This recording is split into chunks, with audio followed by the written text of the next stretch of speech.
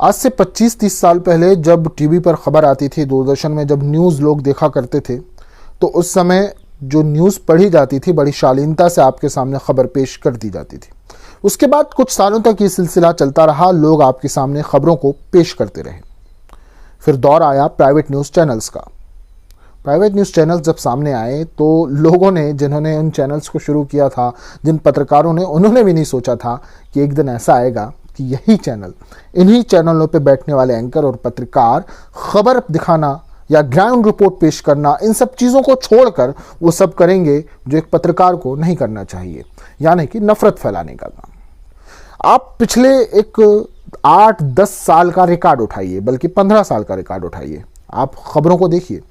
एक समय था जब दौर चला था, आपको अंतरिक्ष की खबरें, ये खबरें, वो खबरें, जादू की खबरें, ये खबरें, मतलब अजीब से शोज में डुबो दिया गया। फिर ये दौर आया कि आपको नेताओं की महानताओं के किस्से पेश किए जाने लगे।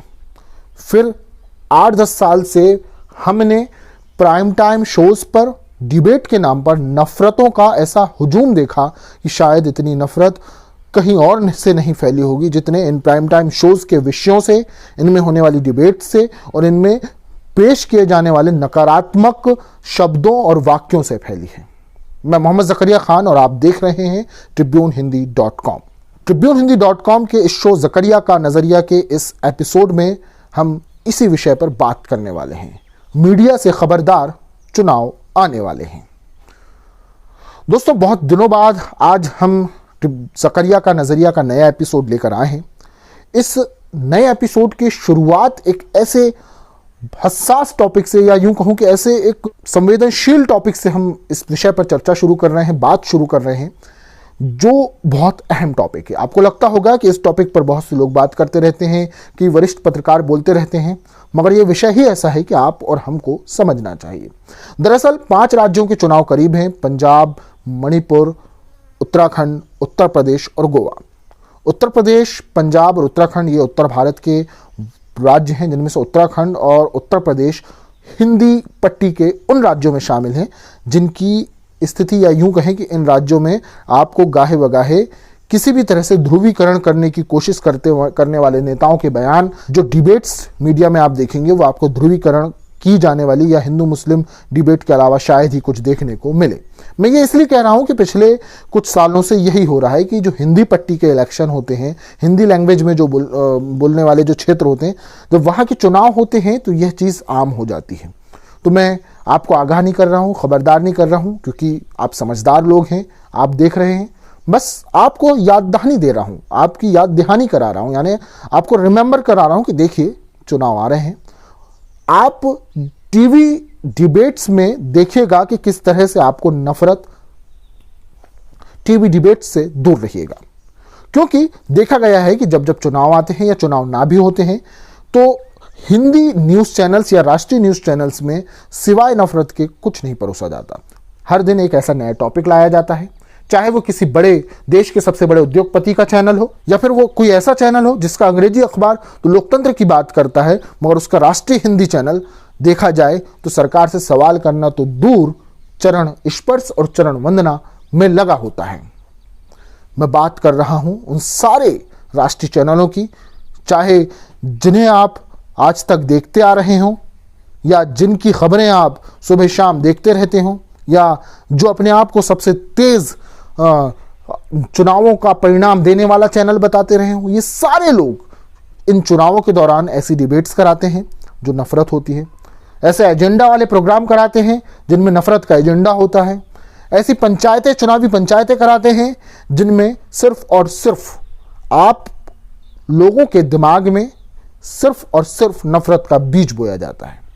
मैं बात इसलिए कर रहा हूं, चुनाव के समय जब चर्चा होना चाहिए कि आपके विधानसभा क्षेत्र में आपके विधायक ने क्या कार्य कराया, चुनाव के समय जब चर्चा होना चाहिए कि जिस पार्टी की सरकार थी उस पार्टी के विधायक अगर आपके क्षेत्र में थे तो उन्होंने क्या कार्य कराया, या विपक्ष के जो विधायक आपके क्षेत्र में थे उन्होंने अपने विधायक निधि या विधायक होने के वजह से जो जो कार्य वो करवा सकते हैं उन कार्यों में से किन किन कार्यों को अंजाम दिया, वो कौन से कार्य हैं, उनसे सवाल होना चाहिए।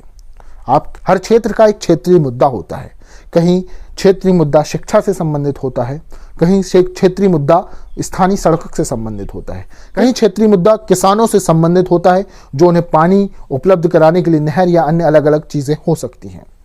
सवाल ये उठता है कि क्या ये चैनल्स, ये नेशनल चैनल्स, ये राष्ट्रीय चैनल्स जो आपके सामने देश की बड़े बड़े मुद्दे बताने की बात करते हैं, मगर क्या मुद्दों के नाम पर ये सिर्फ आपके सामने हिंदू मुस्लिम को लड़ाने का काम, हिंदू और मुसलमानों को आपस में बांटने का काम करते नजर नहीं आते? आप गौर करिएगा, एक व्यक्ति बैठा होता है जो खूब चीख चीख के बातें कर रहा होता है, दूसरा व्यक्ति होता है जो उसको खूब चीख चीख के रोक रहा होता है। क्या कभी ये आपके स्थानीय मुद्दों पर बात करते नजर आए? क्या आपको यह कोई चैनल इस मुद्दे पर डिबेट कराता नजर आया कि कोरोना काल में जब स्वास्थ्य व्यवस्था चरमरा गई तो उसके बाद हर जिले में या हर शहर में स्वास्थ्य व्यवस्थाओं को क्या वहां की स्थानीय सरकारों ने सुधारा? क्या आपको कोई चैनल ये पूछता नजर आता है कि योगी आदित्यनाथ के उत्तर प्रदेश में स्वास्थ्य व्यवस्था कैसी है, या शिवराज सिंह चौहान के मध्य प्रदेश में स्वास्थ्य व्यवस्था कैसी है, या अशोक गहलोत के राजस्थान में स्वास्थ्य व्यवस्था कैसी है, या भूपेश बघेल के छत्तीसगढ़ में, या उद्धव ठाकरे के महाराष्ट्र में स्वास्थ्य व्यवस्था कैसी है? आपको कोई भी ये सब पूछते नजर नहीं आएगा। क्या आपको कोई चैनल ये पूछता नजर आया कि प्रधानमंत्री नरेंद्र मोदी अपनी रैलियों में स्वास्थ्य व्यवस्था के लिए जो बड़े बड़े ऐलान कई बार करते नजर आते हैं, यूपी के अंदर फला मेडिकल कॉलेज, अधूरे मेडिकल कॉलेज इनके उद्घाटन करते नजर आते हैं, क्या जो वर्तमान में जो अभी मेडिकल कॉलेज हैं या जो हॉस्पिटल्स हैं उनको उन्होंने कोई सुविधा दी या सर्व सुविधा युक्त बनाया? नहीं, आपको ये सवाल करते नजर नहीं आएंगे। क्या आपको शिक्षा के क्षेत्र पर सवाल करता कोई नजर आया? प्राइवेटाइजेशन में कोई सवाल करता नजर आया कि रोजगार के जो साधन थे सरकारी कंपनियां, क्यों उन्हें प्राइवेट हाथों में बेच दिया गया? क्यों बीएसएनएल की स्थिति बना दी गई? क्यों एलआईसी बिकने की स्थिति बना दी गई? क्यों इंडियन ऑयल और भारत पेट्रोलियम जैसी कंपनियों की स्थिति बनाती जा रही है कि वो प्राइवेट हाथों में चले जाएं? ये सवाल करता कोई चैनल आपको नजर नहीं आएगा। आपको सवाल करना चाहिए, सवाल इसलिए करना चाहिए कि जब स्कूली यानी सरकारी स्कूलों को भी प्राइवेट हाथों में देने की बात हो, या उन्हें बंद करने की बात हो, या जंगलों को भी प्राइवेट कर देने की बात हो, तब आपको सवाल करना चाहिए। क्योंकि गांव या दूरस्थ क्षेत्रों में यह बड़ी अहम चीज होती है। यही चीजें बड़ी अहम होती हैं। उनकी शिक्षा, स्वास्थ्य, रोजगार, यही बड़े अहम मसले हैं। अगर कोई ये कह दे कि रात में फला प्रदेश में महिलाओं को कुछ नहीं होता, बड़ी गहने पहनकर निकल जाती हैं, तो सवाल ये होना चाहिए कि भाई उस राज्य में महिलाओं के साथ बलात्कार होता है और बलात्कार होने के बाद क्यों उनको आनन फानन में उनकी लाशों को जला दिया जाता है?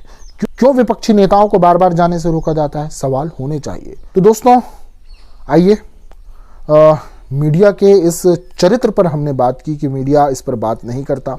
मैं खुद मीडिया से हूँ, मगर मेरा सवाल अपने ही क्षेत्र के लोगों से है, मतलब मीडिया के क्षेत्र के लोगों से, कि आप सवाल क्यों नहीं करते, आप जनता के मुद्दे क्यों नहीं उठाते।